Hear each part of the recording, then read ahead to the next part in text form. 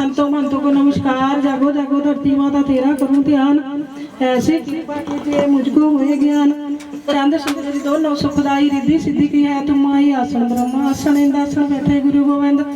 आसन बैठ के जपिए जाप, लखन जन्म जन्म के पाप जो न जाने। आसन का जाप तिसका मुक्त किया चढ़ जाता पाप, जो जाने आसन का जाप कहे गुरु नानक बन जाइए इनके दास। बोल सच्चे दरबार की जय।